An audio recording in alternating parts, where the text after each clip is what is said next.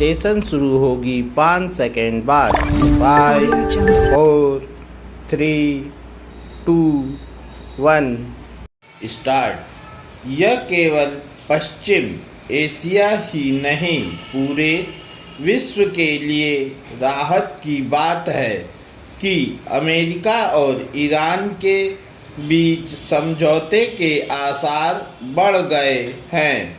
इसका संकेत इससे मिलता है कि जहां दोनों देश एक 14 सूत्री शांति प्रस्ताव पर विचार विमर्श कर रहे हैं, वहीं अमेरिका ने ईरान के खिलाफ ऑपरेशन एपिक फ्यूरी नामक अपने सैन्य अभियान को समाप्त करने के साथ होर्मुज़ समुद्री मार्ग से जहाज़ों की आवाजाही के खिलाफ चलाया जा रहे ऑपरेशन फ्रीडम को भी रोकने की घोषणा की। ऑपरेशन फ्रीडम के बाद भी जहाज़ों का आवागमन सुगम तो नहीं हो पाया था, लेकिन शायद ईरानी बंदरगाहों की नाकेबंदी ने ईरान के नेतृत्व को अपना रवैया नरम करने को बाध्य किया। जो भी हो, जब तक दोनों पक्षों के बीच वास्तव में समझौता नहीं हो जाता, तब तक न तो पश्चिम एशिया में स्थायी शांति की आशा की जा सकती है और न ही पूरी दुनिया को बुरी तरह प्रभावित कर रहे ऊर्जा संकट से मुक्ति की। ध्यान रहे कि अमेरिका और ईरान के बीच पहले दौर की शांति वार्ता नाकाम हो गई थी और दूसरे दौर की वार्ता हो ही नहीं पाई थी। इसके बाद दोनों देश एक दूसरे को धमकाने में जुट गए थे।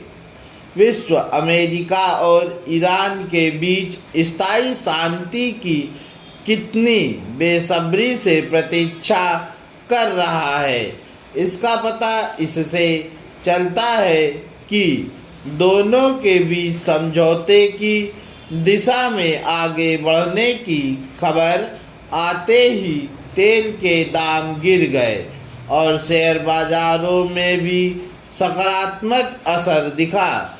यदि किसी कारण दोनों देशों के बीच होने वाली वार्ता में ठोस प्रगति नहीं होती तो टकराव की आशंकाएं उभरने में देर नहीं लगेगी।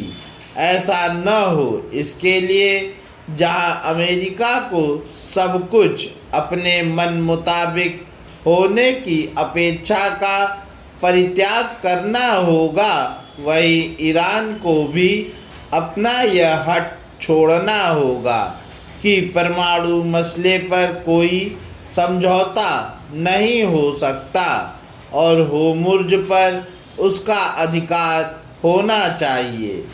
ईरान कुछ भी कहे, उसे न तो परमाणु हथियार बनाने की अनुमति दी जा सकती है और न ही इसकी कि वह होर्मुज़ को अपनी निजी जागीर माने।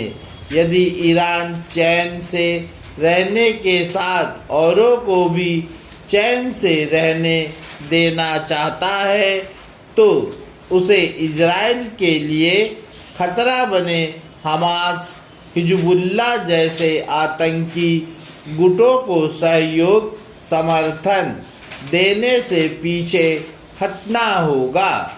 उसे इस्लामी जगत का अगुआ बनने की मानसिकता भी छोड़नी होगी, क्योंकि खाड़ी देश पश्चिम एशिया में उसके दबदबे को कभी स्वीकार नहीं करने वाले।